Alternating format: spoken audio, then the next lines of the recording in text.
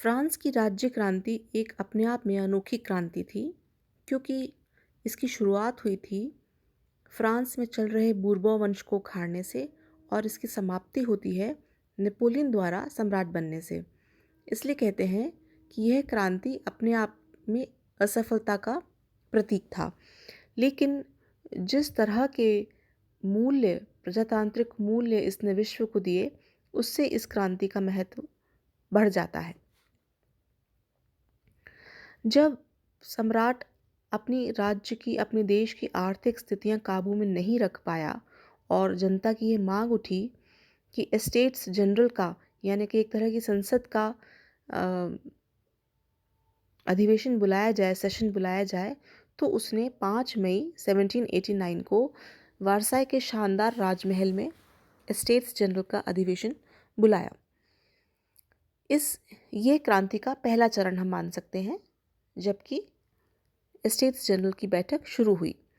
Estates general की कुल सदस्य संख्या लगभग 1200 थी, जिसमें से 600 से अधिक तीसरे सदन के सदस्य थे। तीसरे सदन के सदस्य का मतलब होता है आम जनता के प्रतिनिधि। और इसके अलावा दूसरे सदन और पहले सदन को क्रमशः पादरी, चर्च और सामंत प्रतिनिधित्व करते थे। परंपरागत नियमानुसार तीनों सदनों की अलग अलग बैठकें होती थी और तीनों अलग अलग निर्णय करते थे, और प्रस्तुत प्रस्ताव के पारित होने के लिए ज़रूरी था कि कोई 2 सदनों से स्वीकृति दे। लेकिन वोटिंग का सिस्टम ऐसा था कि प्रत्येक सदन का एक ही वोट गिना जाता था। तो किसी भी स्थिति में एस्टेट जनरल के तीसरे सदन की कभी भी विजय नहीं होती थी, क्योंकि यद्यपि संख्या में वो ज़्यादा थे, 600 के करीब थे, लगभग आधे थे, लेकिन जब पहले सदन का भी एक वोट था, दूसरे सदन का भी एक वोट था, तो ऐसी स्थिति में हमेशा ये दोनों सदन एक मत होके तीसरे सदन के खिलाफ अपना मतदान करते थे। तीसरे सदन के प्रतिनिधियों ने तीनों सदनों की सम्मिलित बैठक का आग्रह किया, जिससे कि बहुमत से निर्णय लिया जा सके। इस मांग का प्रथम और दूसरे सदन ने विरोध किया, जबकि तीसरा सदन अपनी मांग पे डटे रहे। इस प्रकार अधिवेशन के शुरू में ही गतिरोध पैदा हो गया। 6 मई को तीनों सदनों के में जोरदार संघर्ष छिड़ गया। तीसरे सदन ने बार बार ऊपर के सदनों से सम्मिलित बैठक का आग्रह किया। अंत में उसने अपनी जांच 11 जून से आरंभ करने की घोषणा के साथ ही दोनों सदनों को अंतिम निमंत्रण दिया। निम्न वर्ग से चुनकर आए पादरी एक एक करके तीसरे सदन के साथ आ गए और विशेषाधिकारी लोगों का साथ त्याग दिया। इस पर तीसरे सदन ने 17 जून 1789 को साहसपूर्ण कदम उठाते हुए अपने आप को राष्ट्रीय सभा घोषित कर दिया, यानी कि नेशनल असेंबली बना दिया, और इसे जनता की एकमात्र प्रतिनिधि सभा घोषित किया। 20 जून को राजा लुई ने सामंतों के दबाव में आकर राष्ट्रीय सभा के कार्यों में हस्तक्षेप करने के लिए सभा भवन को बंद करा दिया। जब प्रतिनिधि वहां बैठक करने पहुंचे तो सभागृह बंद मिला, और इसलिए उन्होंने पास की इमारत के टेनिस कोर्ट में सभा की और वहां पर शपथ ली कि हम कभी भी अलग नहीं होंगे जब तक संविधान का निर्माण नहीं हो जाता और उसे सुदृढ़ नींव पर नहीं रख दिया जाता। तब तक जहाँ भी और जब भी परिस्थितियों के अनुसार आवश्यकता होगी, एकत्र होते रहेंगे। सदस्यों द्वारा ली गई यह पवित्र शपथ इतिहास में टेनिस कोर्ट की शपथ के नाम से प्रख्यात है। इस महान घटना ने फ्रांस के निरंकुश राजतंत्र की जड़ें हिला दी। इन कार्रवाइयों से चिंतित होकर राजा ने 23 जून को तीनों सदनों की संयुक्त बैठक बुलाई और उसमें कुछ सुधार लागू करने की व्यवस्था की, लेकिन राष्ट्रीय सभा को अमान्य घोषित कर दिया। राजा की स्थिति बड़ी कठिन हो गई थी, क्योंकि 2 दिन बाद बहुत से पादरी और कुलीन भी राष्ट्रीय सभा में सम्मिलित हो गए। अंत में राजा को झुकना पड़ा और उसने 27 जून को तीनों सदनों को एक साथ बैठने की अनुमति दे दी। इस प्रकार राष्ट्रीय सभा को वैधानिक मान्यता मिल गई और यह सर्वसाधारण वर्ग की पहली महत्वपूर्ण विजय थी। अब इस राष्ट्रीय महासभा ने संविधान बनाने का काम शुरू करा और स्वयं को संविधान सभा घोषित कर दिया। इस प्रकार नई सामाजिक व्यवस्था का प्रवर्तन करने और उसके संवैधानिक आधार को तैयार करने के लिए कर्तव्य की घोषणा की और राजा को यह निर्णय स्वीकार करना पड़ा। इसके बाद भी राजा और सभा के बीच जो है आपसी संदेह बढ़ता रहा और राजा ने संविधान सभा को दबाने का प्रयास किया। सैनिकों के बढ़ते हुए दबाव को देखते हुए संविधान सभा ने स्वतंत्र रूप से कार्य करना संभव नहीं होगा ऐसा सोचा और इसके बाद पेरिस में बहुत ही उत्तेजना का वातावरण बन गया। 13 जुलाई को रोटी के लिए दुकानों को लूटा गया और शस्त्रागार को लूटने का काम भी आम जनता ने शुरू कर दिया।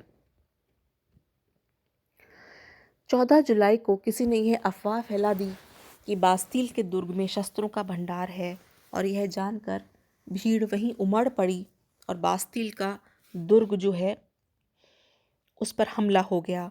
सभी बंदियों को रिहा कर दिया। बास्तील का पतन वैसे तो कोई बहुत बड़ी घटना नहीं थी, लेकिन यह घटना बदले हुए समय के आगमन की पूर्व सूचना थी। जब राजा को इसका समाचार मिला तो उसने कहा, अरे यह तो विद्रोह है। लेकिन पास खड़े दरबारी ने कहा, राजा यह क्रांति है। तो फॉल ऑफ बास्टील जो है या बास्टील का जो पतन है वो सारे फ्रांसीसी काल में एक बहुत ही बहुमुखी और गहरे परिणाम वाली घटना हुई थी। 14 जुलाई को ही राष्ट्रीय दिवस घोषित कर दिया गया। पुराने राज्य के झंडे के स्थान पर लाल, सफ़ेद और नीले रंग के एक नए तिरंगे झंडे को अपना लिया। पेरिस में जनता ने एक नई म्यूनिसिपल सरकार बना ली जो पेरिस की कम्यून नाम से प्रसिद्ध हुई। नगर की सुरक्षा के लिए नेशनल गार्ड का गठन किया गया और लफायत को इसका प्रधान बना दिया। राजा ने भी बदली हुई परिस्थितियों को देखकर स्वयं को बदलना उचित समझा। जब वह 17 जुलाई को पेरिस आया तो उसने क्रांति के 3 रंगों वाला तमगा लगा रखा था। पेरिस की इस घटना से संपूर्ण फ्रांस पर प्रभाव पड़ा। जगह जगह कम्यून और नेशनल गार्ड स्थापित किए गए। जनता की इन कार्रवाइयों पर राष्ट्रीय सभा पर भी गहरा प्रभाव पड़ा और 4 अगस्त 1789 को सामंत जनों ने एक एक करके अपनी विशेषाधिकारों के त्याग करने की घोषणा कर दी। इसलिए इस घटना को भी फ्रांस की क्रांति में अत्यंत महत्वपूर्ण माना जा सकता है।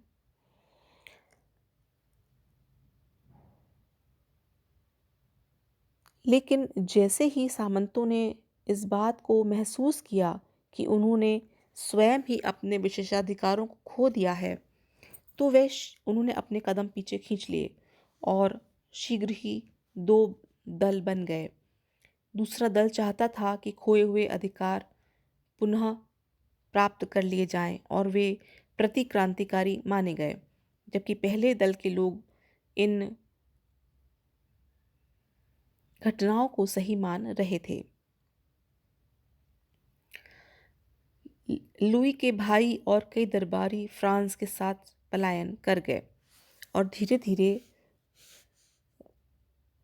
इस वर्ग ने आते हुए संकट को ध्यान में रखते हुए पेरिस से बाहर शुरू कर दिया। इस बीच 5 अक्टूबर को पेरिस में हजारों स्त्रियों की भीड़ इकट्ठी हुई और वे हमें रोटी दो के नारे के साथ वर्साय पहुंच गई। राजा रानी ने उन्हें शांत करने का प्रयास किया, लेकिन उसके बाद 6 अक्टूबर को ये सभी महिलाएं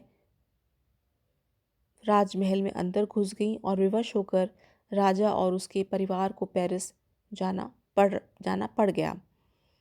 शाही परिवार को पेरिस में लाकर तुइलरी के प्रासाद में रखा गया, महल में रखा गया और राजा की स्थिति एक कैदी के समान हो गई।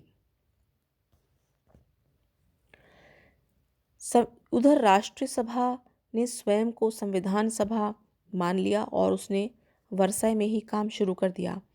उसका कार्य का पहला परिणाम था मानव अधिकारों की घोषणा, जिसकी प्रेरणा उसे अमेरिका की क्रांति से मिली थी, अमेरिका के स्वतंत्रता संग्राम से मिली थी। 27 अगस्त 1789 को मानव अधिकारों की घोषणा की गई। यह घोषणा पत्र त्रुटियों के बावजूद बहुत ही महत्वपूर्ण था। यह एक ऐसा उज्जवल पक्ष था जिसके बिना यह क्रांति यूरोप की घटना में नहीं बदल पाती थी। संविधान सभा में 1791 में पहली बार संविधान का निर्माण किया, जिसमें 2 बातों पर बल दिया गया। पहला, राज्य की प्रभुत्व शक्ति जनता में निहित है और दूसरा, शक्ति का केंद्रीकरण राज्य और जनता के हित में है।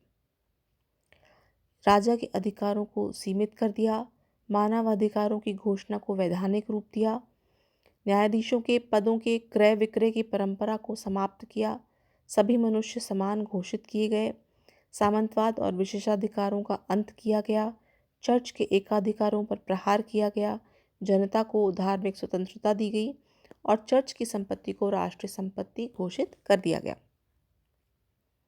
यह सभा राजा और राजतंत्र के विरुद्ध नहीं थी, लेकिन राजा ने संयम और दूरदर्शिता का परिचय नहीं दिया और 20 जून को जब वह वेश बदलकर ऑस्ट्रिया जाने की कोशिश कर रहा था तो वह पकड़ा गया और उसे पेरिस लौटना पड़ा और इस घटना से उसकी बहुत बदनामी हुई। अब आते हैं हम दूसरे चरण पे। क्रांति दूसरे चरण में कैसे पहुंची? नवनिर्वाचित संविधान सभा में उन लोगों का बहुमत था जो संवैधानिक राजतंत्र के पक्षधर थे। वे समझते कि क्रांति का काम पूरा हो गया है, अब देश हित में नया संविधान लागू होना चाहिए। परंतु अनेक व्यक्ति राजतंत्र को समाप्त करके गणतंत्र को लागू करना चाह रहे थे। गणतंत्रवादियों के 2 दल थे, जैकोबिन और जोरोंतिस्ट। इसमें जैकोबिन दल के विचार अधिक उग्र और क्रांतिकारी थे। उनके नेताओं में मारा, दातो, रोबेस्पियर प्रमुख थे। वस्तुतः पहले चरण में जो कदम उठाए गए थे उनसे उच्च और मध्य वर्ग का ही हित साधन हो रहा था। नवनिर्मित विधानसभा ने कर देने वाली प्रजा को लाभ दिया। दूसरे चरण में राज्य क्रांति उदार मध्य वर्ग के नेतृत्व की जगह क्रांतिकारी मध्य वर्ग के हाथ में आ गया और जिसने आम जनता के नेतृत्व की वकालत की।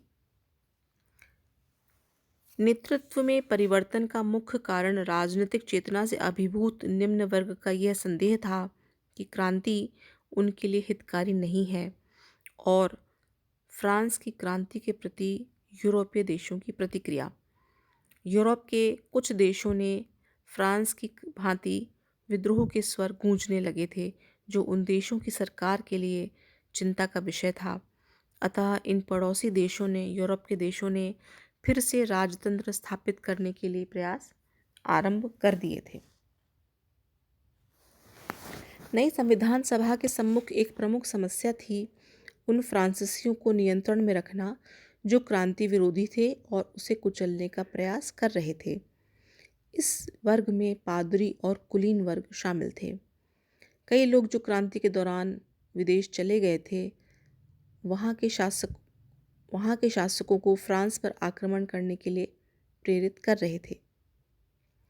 फ्रांस को क्रांति की रक्षा के लिए प्रशा, ऑस्ट्रिया और अन्य देशों से भी टक्कर लेनी पड़ी।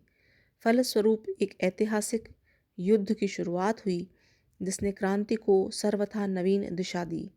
इसके कारण फ्रांस में गणतंत्र की स्थापना हुई, फिर आतंक का राज्य बना, जिसकी पृष्ठभूमि में नेपोलियन का उदय हुआ। प्रशिया और ऑस्ट्रिया ने यह संकल्प किया कि फ्रांस में पुनः राजतंत्र स्थापित किया जाए।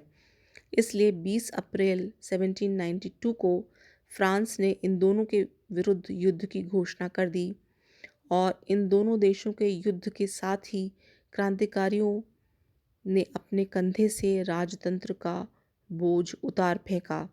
राजपद समाप्त कर दिया गया और देश का नया संविधान बनाने के लिए राष्ट्रीय कन्वेंशन का गठन हुआ।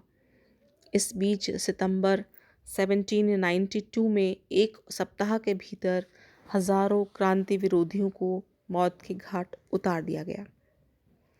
20 सितंबर 1792 को नवनिर्मित कन्वेंशन का प्रथम अधिवेशन हुआ, जिसमें उग्र विचार वालों का बहुमत था।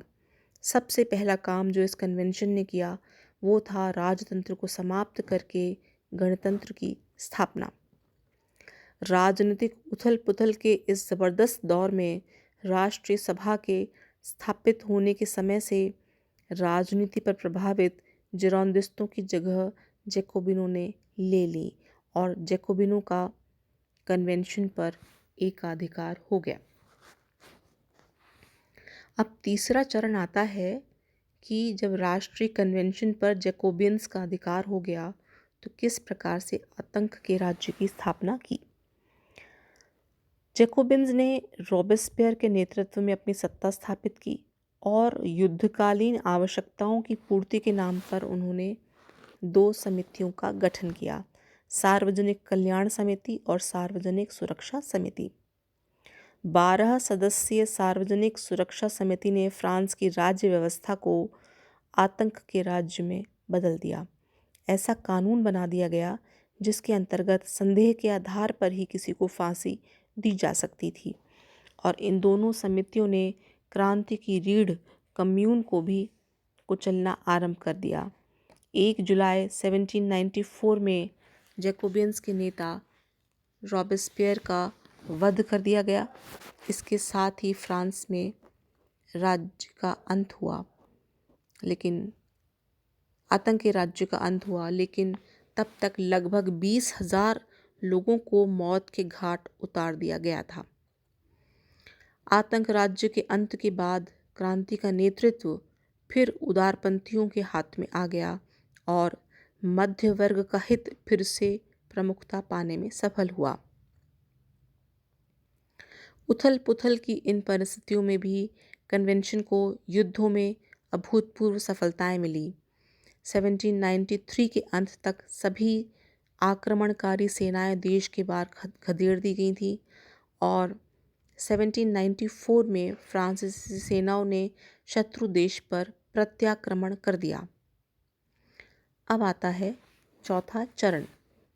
1795 में फ्रांस में कन्वेंशन ने एक नए संविधान को स्वीकृति प्रदान की, जिसमें नई 5 सदस्यों की समिति डायरेक्टरी का गठन कर दिया। डायरेक्टरी का शासनकाल 1795 से 1799 तक रहा, जिसका अधिकांश समय विदेशी सेनाओं के साथ युद्ध में बीता। ऐसी परिस्थितियों में नेपोलियन का उदय हुआ, जो एक स्वयं सेनानायक था और जिसने फ्रांस के शत्रुओं के विरुद्ध बहुत बड़ी जीत हासिल की। नवंबर 1799 में नेपोलियन ने नाटकीय ढंग से फ्रांस के शासन की बागडोर अपने हाथ में ले ली और डायरेक्टरी का पतन कर दिया। वैसे भी डायरेक्टरी फ्रांस में फैली आर्थिक व्यवस्था और राजनीतिक अराजकता को दूर करने में असमर्थ साबित हो रही थी। ऐसी स्थिति में नेपोलियन, जो अब तक की आम लोगों की नज़र में एक हीरो बन गया था, उसके इस कदम का लोगों ने स्वागत किया।